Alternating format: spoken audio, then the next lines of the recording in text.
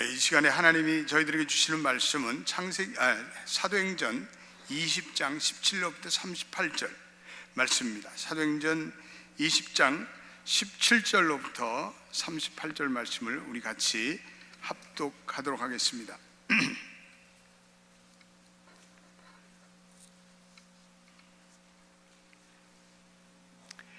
우리 17절부터 같이 읽습니다. 바울이 밀레도에서 사람을 에베소로 보내어 교회 장로들을 청하니 오매 그들에게 말하되 아시아에서 들어온 첫날부터 지금까지 내가 항상 여러분들 가운데서 어떻게 행하였는지를 여러분도 아는 바니 곧 모든 겸손과 눈물이며 유대인의 간계로 말미암아 당한 시험을 참고 주를 섬긴 것과 유익하신 것은 무엇이든지 공중 앞에서나 각 집에서나 꺼리낌 없이 여러분에게 전하여 가르치고 유대인과 헬라인들에게 하나님께 대한 회개와 우리 주 예수 그리스도께 대한 믿음을 증언한 것이라.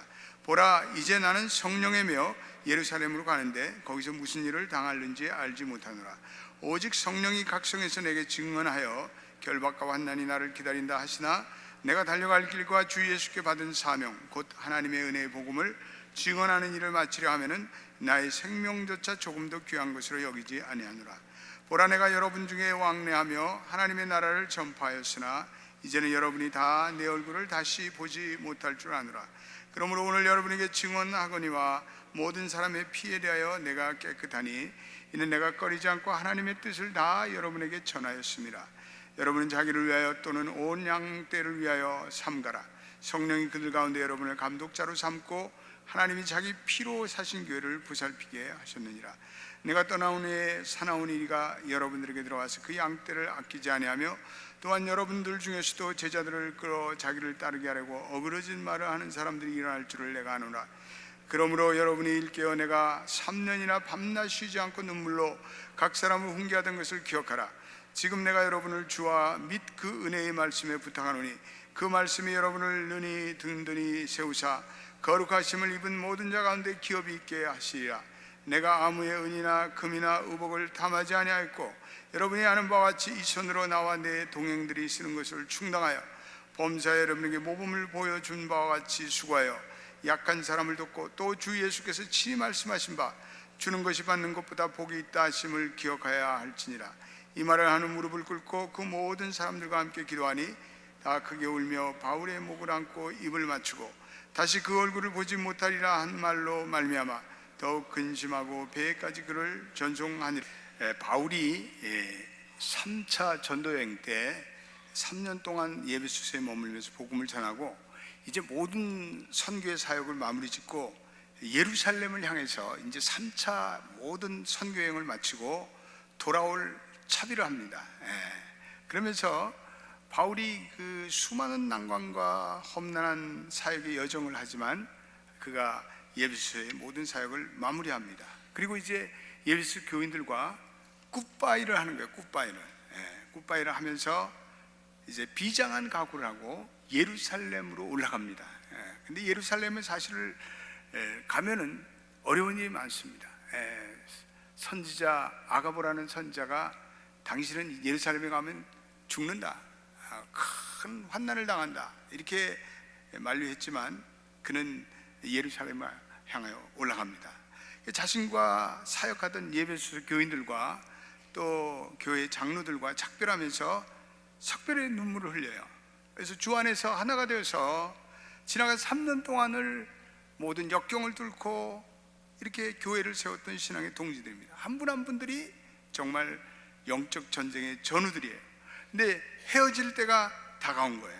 수많은 상념이 바울의 머릿속을 스치고 갑니다. 바울은 지도자들을 다 밀레도라는 항구로 부릅니다.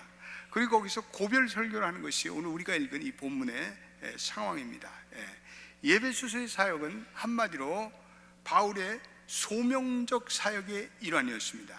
그래서 바울이 다메섹에서 회심한 후에 바울은 하나님이 불러주시는 복음을 위해서 이방인에게 복음을 전하는 그 소명을 위해서 자기의 삶을 살아갔습니다. 그래서 예배소서의 사역도 그 소명적 사역의 일부분입니다.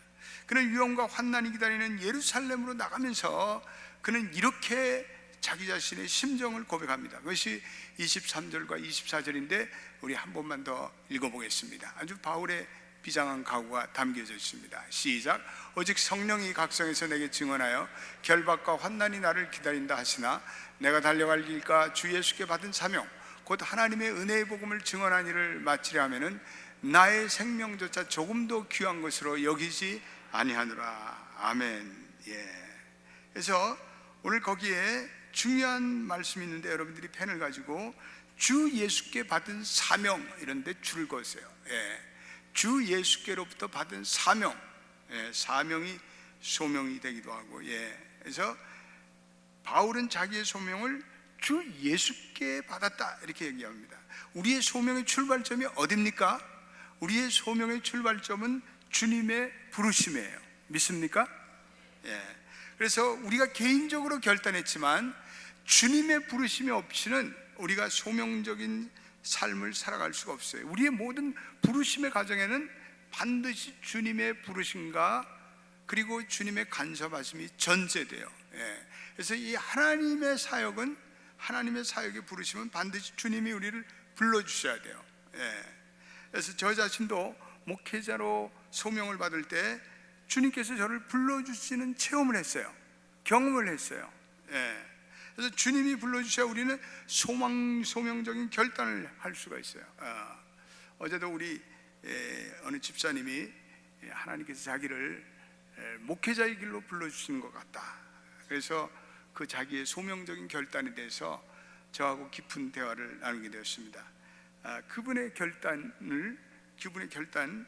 주님이 주셨어요. 그래서 얘기를 들어보니까 그 여러 가지 그분에게 주님께서 여러 가지 경로와 채널을 통해서 주님의 뜻을 드러나게 하셨어요.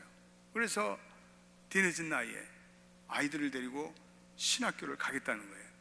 그게 정말 당신이 마음의 결단을 했느냐? 했다는 거예요. 그게 소명을 받았느냐? 받았다는 거예요.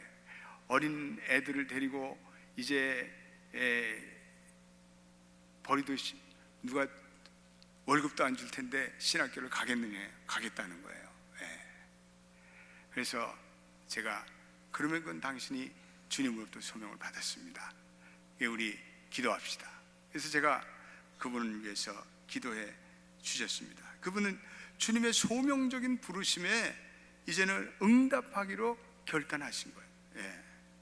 이게 소명이 매우 중요합니다. 그래서 소명을 우리는 콜링이다 이렇게 부릅니다. 주님의 부르심이다 이렇게 얘기합니다. 소명은 우리 인생의 근본적인 방향을 결정짓기 때문에 그렇습니다. 소명은 우리로 하여금 마지막까지 우리로 달리게 하는 힘을 공급하기 때문에 그렇습니다. 그래서 유명한 기독교 사상가 오스키니스라는 분은 그에 져서 소명에서 소명을 이렇게 역동적으로 정의하고 있습니다. 소명의 특성과 목적은 가장 귀가 멀고 둔감한 자를 제외한 모든 사람의 상상력을 자극하고 그 마음과 영혼을 전율케 한다. 그리고 나의 소명은 내 삶의 나침반이 될 것이며 밤에 꾸는 꿈이 아니라 한낮에도 꾸는 소명을 가지고 살아가게 될 것이다. 바울은 소명을 따라서 낮에도 꿈을 꿨어요. 아마 그 집사님도 소명을 받고 낮에도 꿈을 꾸는 그러한 소명적인 여정을 살아가고 있어요. 그 꿈을 위해서 복음을 들고 사도 바울은 제3차 3번의 그 선교 여행을 통해서 때때로 환난을 당하고 때때로 핍박을 당하고 굶주림 속에서 폭풍우 속에서 그는 복음을 전했어요. 그는 오로지 주님께서 부르신 소명, 복음을 전하기 위한 소명 때문에 위험과 환난이 기다리는 예루살렘으로 입성하고 있습니다. 소명을 품은 자는 기꺼이 희생합니다.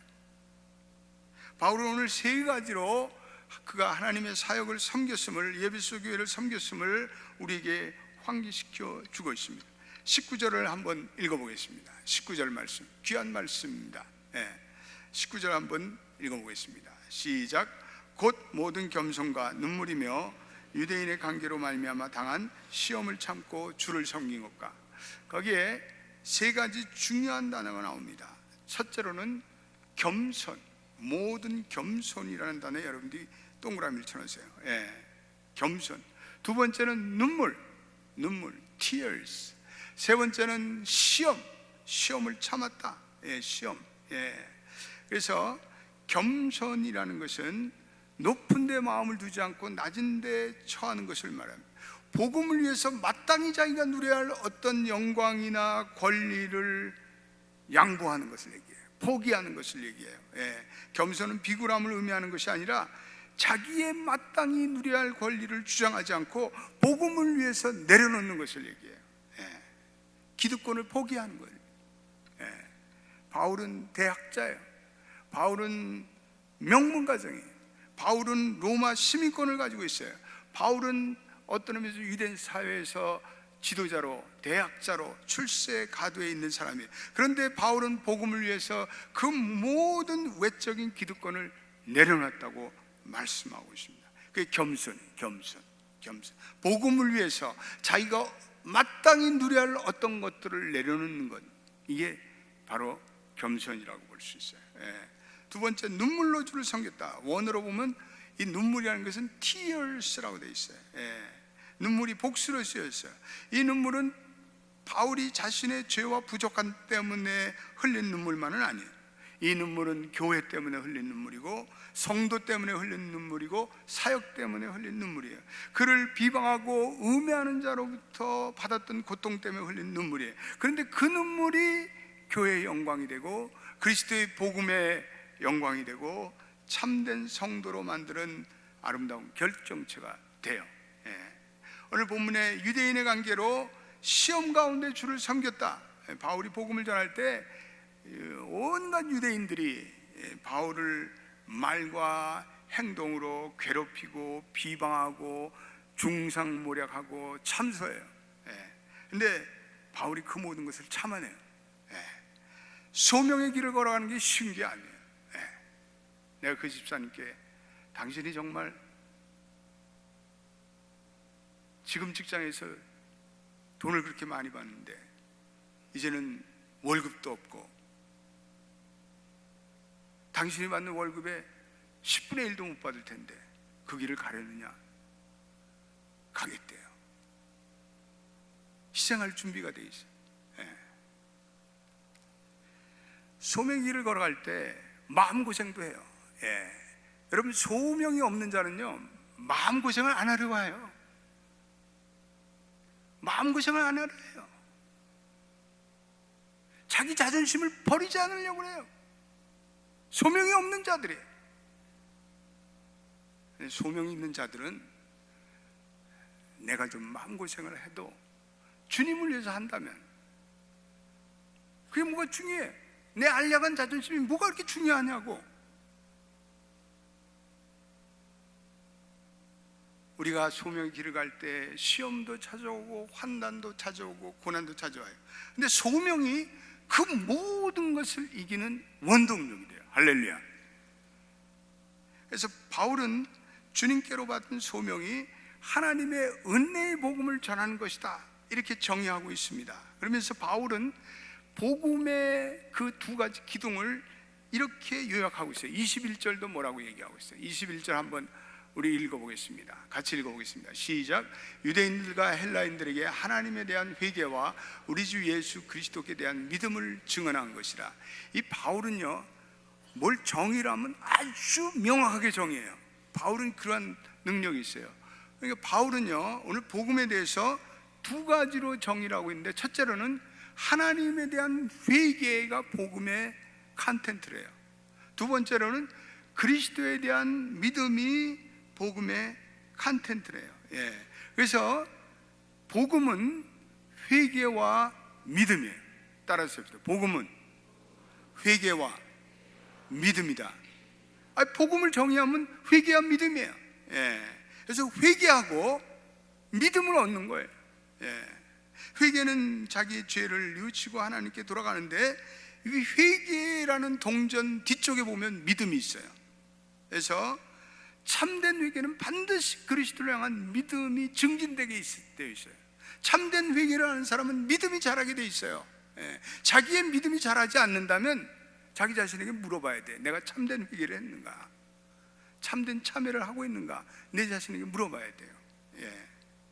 그래서 반드시 참된 회개는 그리스도를 향한 믿음이 발생되게 돼 있어요. 그래서 그리스도에 대한 믿음은 회개가 전제되어야 돼요. 오늘날 회개를 전제하지 않고 값싼 믿음을 추구하려는 사람이 많아요. 안락한 복음, 값싼 복음. 그런데 반드시 복음에는 죄에 대한 회개와 또한 죄에 대한 회개가 없는 복음은 이건 가짜 복음이에요. 페이크 가스펠이에요. 그래서 믿음에는 반드시 회개가 따라야 돼요. 참회가 따라야 돼요. 자기 반성이 따라야 돼요. 제가 이번에 책을 썼지만 저는 혁신이라는 단어를 좋아하는데, 사실 혁신이라는 단어는 무슨 거창한 새로움이 아니라 먼저 자기부터 혁신하는 거예요. 자기부터 회개하는 거예요. 나 자신부터 회개하는 거예요. 목사인 나 자신부터 회개하는 거예요. 장로인 나 자신부터 회개하는 거예요. 내 자신이 회개하고 나서 혁신이 있는 거지, 내 자신이 회개하지 않으면 무슨 혁신이 있겠어요? 나를 회개하는 거예요. 그게 리더십의 가장 근본인 것 같아요. 우리 연합교회 모든 성도들은 늘 자신을 겸손히 참여하고 회개하여 하나님의 참된 혁신을 이루시기를 주님의 이름으로 축원드립니다. 바울이 오늘 예루살렘으로 올라가는 과정을 22절부터 27절에 밝히고 있어요. 22절도 우리 한번 읽어보겠습니다. 참 귀한 말씀이에요. 오늘 말씀이 너무나 바울의 비장한 복음에 대한 각오, 이런 것들을 우리 느낄 수 있어요. 22절 같이 읽어보겠습니다. 시작. 보라, 이제는 나는 성령에 매여 예루살렘으로 가는데 거기서 무슨 일을 당할지 알지 못하노라. 성령의 매임을 봐요. Bound in Spirit.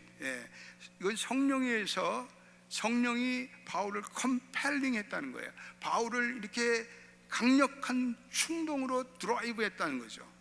바울이 성령의 속박을 받았다는 거죠. 어떤 육체적인 사슬에 매여 있는 것이 아니라 성령에서 강력한 동기부여를 받았다는 거예요. 그래서 23절에도 바울이 오직 성령이 각성해서 내게 증언하였다라고 강조하고 있습니다. 그런데 예루살렘으로 올라가는 길이 결박과 환난 기다리고요. 결국은 예루살렘에서 체포됐잖아요.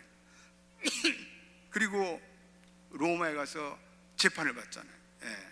그러나 바울은 그 자기의 길이 성령이 인도하시며 성령이 주도하시는 길이라는 확신이 있어요. 소명의 길을 걸어가고자 하는 사람은요, 성령님이 함께 하셔요. 성령님이 능력을 주실 줄로 믿습니다. 그래서 21장에도 보면 아가보라는 선지자가 예루살렘에 가면 바울에게 환난이 기다린다 예언을 하지만 바울이요 예루살렘으로 나가기로 결단하는 거예요. 그게 아까 우리 읽은 24절의 말씀이에요. 근데 바울이 소명을 이루기 위해서 자기의 목숨을 돌아보지 않아요. 바울의 어떤 죽으면 죽으리라는 순교적인 각오가 있기 때문에요, 바울은 역설적으로 하나님의 생명이 나타났고 복음의 능력이 나타났어요. 우리 목회자들도 마찬가지고 우리 교회의 지도자들도 마찬가지고 우리 동역장들, 지역장들, 팀장들도 다 마찬가지예요. 희생적으로 헌신하는 곳에 하나님의 능력이 임할 줄로 믿습니다. 희생하지 않고 자기 하고 싶은 거 다 하고 자기 마음고생 하려고 들지 않고 그런 자들에게는 능력이 나타나지 않아요. 그래서 바울의 선교의 능력이 그렇게 강력하게 나타난 비결은 목숨을 돌보지 않고 복음을 위해서 헌신한 거예요. 그래서 24절에 나의 생명을 조금도 귀한 것으로 여기지 아니하노라. 25절도 바울이 너희는 다시는 나의 얼굴을 보지 못하리라. 정말 그렇게 됐어요. 바울이 이제 예루살렘 가서 체포가 돼서 그리고 로마에 이제는 재판을 받으러 끌려나갈 때 다시는 에베소 교인들이 바울의 얼굴을 보지 못해요. 바울은 자기의 운명이 어떻게 될 것을 그는 잘 알고 있었습니다. 그는 비장한 각오로 에베소의 장로들과 그 교우들에게 자기의 순교자적인 운명을 그들에게 예언하고 있습니다. 그러면서 28절부터 35절에 아주 장로들에게 중요한 권면의 말씀을 하시는데 28절도 한번 읽어보겠습니다. 너무나 귀한 말씀이에요. 오늘은 한 절 한 절 말씀들이 너무나 귀해요. 시작. 여러분은 자기를 위하여 또는 온 땅 양떼를 위하여 삼가라. 성령이 그들 가운데 여러분을 간독자로 삼고 하나님이 자기 피로 주신 교회를 보살피게 하셨느니라. 하나님이 자기 피로 주신 교회, 하나님께서 예수 그리스도를 보내주셔서 그 하나밖에 없는 독생자의 피로 세우신 교회를 너희들로 목양하기에 너희들에게 리더십을 주셨다는 거예요. 여기서 보살핀다는 말은 목양한다는 의미예요. 우리 교회 지도자들이 행정적인 리더십만 갖는 것이 아니라 교인들을 목양을 해야 돼요. 목양을 해야 돼요. 내가 다스리고 섬김을 받으려고 할 때는요, 내 영성이 서서히 죽어요. 사람들이 나를 알아주고 못 알아주고 이런 것에 신경을 쓰면은 그 사람은 죽은 거예요. 그 사람의 영성은 더 이상 없는 거예요. 그런 인위적인 리더십으로는 교회를 할 수가 없어요. 오히려 돌보고 목양하고 교인들을 섬길 때 그때 영성이 깊어져요. 그때 교인들이 존경하지 말라고 해도 존경해요. 섬길 때 오히려 교인들이 존경하게 되고 하나님의 은혜가 나타나고요. 거기에 내 영성의 기쁨이 나타나고요. 내 리더십이 나타나고요. 할렐루야. 하나님의 교회는 자기 피로 사신 교회라. 하나님의 아들의 피가 흘려신 고귀한 교회예요. 우리는 이 주님의 피가 흘리신 이 고귀한 교회를 섬기고 있는 거예요. 우리는 무슨 회사를 섬기는 것이 아니에요. 우리는 무슨 비영리 단체를 섬기는 것이 아니에요. 우리는 예수 그리스도께서 핏값을 주고 사신 이 교회를 우리가 섬기고 헌신하고 돌보고 우리는 이 교회를 위해서 사역하는 거예요. 우리는 내가 섬기는 교회가 무엇인지를 우리는 그 정의를 사도 바울의 이 정의에 따라서 우리는 그렇게 이해해야 돼. 32절 말씀 너무나 흥미로운 말씀입니다. 오늘 나온 말씀 중에서 제일 흥미로운 말씀이라고 생각해요. 32절 말씀 읽어보겠습니다. 시작. 지금 내가 여러분을 주와 및 그 은혜의 말씀에 부탁하노니 그 말씀이 여러분을 능히 든든히 세우사 거룩하게 하심을 입은 모든 자 가운데 기업 있게 하시리라. 거기에 주와 및 그의 은혜의 말씀에 부탁하노니 이렇게 되어 있습니다. 거기다 밑줄 쳤어요. 바울은 예배소서 교회를 떠나면서 그 교회를 누구에 맡기냐 하면 그리스도와 그 은혜의 말씀에 부탁한다고 말하고 있어요. 사람에게 부탁한다고 얘기하지 않고 주님과 그 은혜의 말씀에 이 교회를 맡깁니다. 그래서 오늘 그 말씀이 여러분과 여러분들의 교회를 든든히 세워 갈 것이라고 확신합니다. 아마 바울이 사람을 믿고 맡겼다면 불안해했을 거예요. 떠날 수가 없었을 거예요. 그런데 그는 살아계신 하나님과 은혜의 말씀에 교회를 부탁해요. 여기 바울의 믿음의 정수가 있습니다. 저와 여러분들도 우리의 삶과 우리의 가정과 우리의 생업과 직장과 우리의 학업을 주님께 맡기고 말씀에 맡기기를 주의 이름으로 축원드립니다. 뭘 사람에게 맡겨요? 사람에게 맡겨도 소용이 없어요. 허당이 허당, 허탕이 허탕. 우리는 주님과 그리고 주님의 말씀에 맡겨야 돼요. 여러분들의 사업의 과정에서 하루를 시작하면서 주님, 오늘도 주님께 그리고 주님의 말씀 위에 제가 제 사업 터를 맡기겠습니다. 이렇게 기도하시기를 축원합니다. 바울은 3년 동안 한결같이 예배소서 복음을 전하면서 그것을 은혜의 말씀이라고 말씀하면서 하나님의 말씀에 내가 이 교회를 떠나면서 말씀에 맡깁니다. 하나님의 말씀은 우리의 교회를 든든히 세우며 하나님의 말씀은 인간의 영혼에 역동적으로 역사해요. 교회라는 건요, 은혜의 말씀이 있으면 다른 것은 조금 모자라고 엉성해도요 상관없어요. 교회에 하나님의 말씀이 올바르게 선포되고 교인들이 하나님의 말씀을 배우고 그러면 뭐 행정적으로 조금 느슨하고 좀 엉성하고 그래도 상관없어요. 그 교회가, 그 말씀이 그 교회를 지켜줘요. 여러분 그런 믿음이 있습니까? 말씀이 그 교회를 지켜준다. 그래서 우리는 말씀을 알기에 다 힘써야 돼요. 우리가 다 말씀 안에서 큐티하고 묵상하고 깨닫고 그러면 연합교회는 든든해요. 평안해요. 그래서 우리는 말씀 안에 맡길 때 우리 연합교회가 더욱더 좋은 교회가 될 수 있다는 믿음의 확신을 가져야 돼요. 밀레도 항구에 도착해서 바울이 무릎을 꿇고 모든 사람들과 같이 기도를 하는데 거기에 사람들이 눈물을 흘려요. 36절 37절 한번 같이 읽어보겠습니다. 시작. 이 말을 한 후 무릎을 꿇고 그 모든 사람들과 함께 기도하니 다 크게 울며 바울의 목을 안고 입을 맞추고 아낌없이 복음의 사역을 위해서 헌신하고 이제는 환난이 기다리고 있는 예루살렘으로 떠나는 바울을 보면서 사람들이 감동이 돼요. 그리고 바울도 울고 그리고 거기에 모인 모든 예배소 교인도 울어요. 성령의 감동이 담긴 눈물이 아닐 수가 없습니다. 한국에서 소명이라는 크리스천 다큐멘터리 영화가 한때 아주 굉장히 센세이션을 일으킨 적이 있어요. 여러분들이 본 분도 계신지 모르겠어요.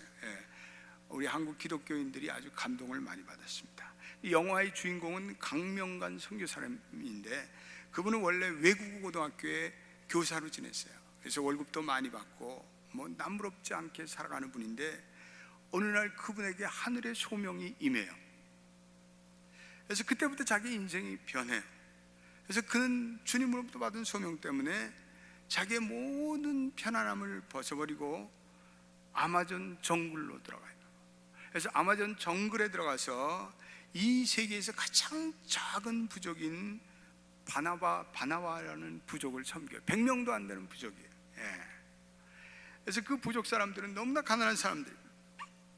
강에서 아마존 강에서 물고기를 잡고 그렇게 살아가는 그러한 부족이에요. 그들의 소원은 그들의 가장 큰 소원은 멧돼지 고기를 실컷 먹는, 그게 그들의 가장 최대의 소원이에요. 근데 강성교사님 그런 부족을 섬기고 교육시키며 그리스도의 사랑을 전해요. 또 성경을 그들의 말로 번역해서 하나님의 말씀을 가르치고 때때로 의사가 되기도 하고 때때로 간호사가 되기도 하고 때때로 교사가 되기도 하고 때때로 영양사가 되기도 하고 때때로 아버지가 되기도 하고 어머니가 되기도 하고, 그래서 독충과 독사에 물리면서도 하나님의 사역을 선하게 감당해요. 자기 자녀들이 한솔과 예슬이가 있었는데 아들과 딸이 있는데 좋은 상파울로의 그 브라질의 상파울로 대학에 보낼 수 있는 선교사 학교를 보낼 수도 있지만 현지 지역에 있는 아마존 정글의 학교에 현지 학교에 보내요. 그러니까 그 이유를 물으니까 이 애들이 자기의 대를 이어서 이 불쌍한 정글족을 위해서 선교 사역을 하기를 바라는 마음에서 나는 나의 자녀들을 이 정글에 있는 현지 학교에 보낸다, 이렇게 얘기하고 있어요. 바나와 부족 사람들이 한결같이 이 강선교사를 통해서 자기들이 비로소 하나님의 사랑을 경험했다고 감격했어요. 마치 예배소 장로들이 밀레도 부두에서 바울과 작별하며 바울이 나눠준 그 하나님의 놀라운 사랑에 울고 감격하던 그러한 감격이 이 바나와 부족에게 있었어요. 어떤 의미에서 저와 여러분들이 하나님의 은혜로 복음을 듣고 우리 하나님의 자녀가 됐어요. 우리는 복음의 빚진 자로 살아가요. 우리도 사실은 이 복음의 빚진 자로 이 복음을 페이백하기 위해서 우리는 어떠한 형태로든지 부르심에 응답해야 돼요. 소명적인 하나님의 소원에 우리는 응답해야 돼요. 물론 그 부르심의 소명이 뭐 여러분들 보고 아프리카로 나가라, 뭐 아마존으로 나가라, 그런 부르심은 아닐런지 몰라요. 어떤 분에게는 그 소명의 자리가 캠퍼스 선교사가 될 수도 있고, 어떤 분은 그 소명의 자리가 여러분들의 그 사업장 그 현장이 될 수가 있어요. 사업장에 찾아오는 그분들에게 복음을 전하는 그러한 소명의 자리가 될 수도 있어요. 어떤 분들에게는 그것이 자기의 직장이 될 수도 있고요. 또 그 자리가 단기 선교의 현장이 될 수도 있고, 또한 교회 사역의 현장이 될 수도 있어요. 여러분들이 다운타운에 가서 노숙자에게 피딩 사역하는 그러한 사역이 될 수도 있어요. 예. 우리는 어떤 의미에서 다 소명적인 삶을 살아가는 거예요. 우리 수요일날 이렇게 성가대가 앉아서 이렇게 다 바쁜 시간에 나와서 찬양을 부리고 여러분이 소명의 자리에 앉아 있는 거예요. 우리는 이 소명의 자리에 앉아 있다는 확신을 가지고 살아야 돼요. 근데 바울은 그 소명을 이루는데 투철한 사명의식이 있어요. 그건 주님께서 내게 이 일을 맡기셨다. 그리고 자기가 맡은 이 소명이 어디서 왔는가를 늘 생각하고 그것을 위해서 전심전력을 다해요. 그 소명을 따라서 자기의 모든 것을 바치고 헌신해요. 그게 오늘 우리가 이 본문을 통해서, 바울을 통해서 우리가 본받아야 할 점이 아닌가. 우리가 바울의 고백처럼 우리의 하나님의 부르신 소명에 우리가 응답하며 우리는 그것을요 희생과 인내로 알량한 자존심도 내려놓고 좀 마음고생도 하면 어때요? 좀 금전적으로 손해보면 어때요? 좀 시간을 바치는 게 억울한 느낌이 들어도 그 느낌을 감사함으로 드릴 수는 없는 거예요. 그 소명적인 부르심의 응답이라고 생각해요. 오늘 마지막으로 저와 여러분들이 그 강명관 선교사님의 아마존 사역을 담은 소명의 동영상을 볼 거예요. 그리고 그 소명의 동영상을 보고 우리 결단의 찬양을 부르면서 우리 소명의 결단을 합시다. 그리고 기도하겠습니다.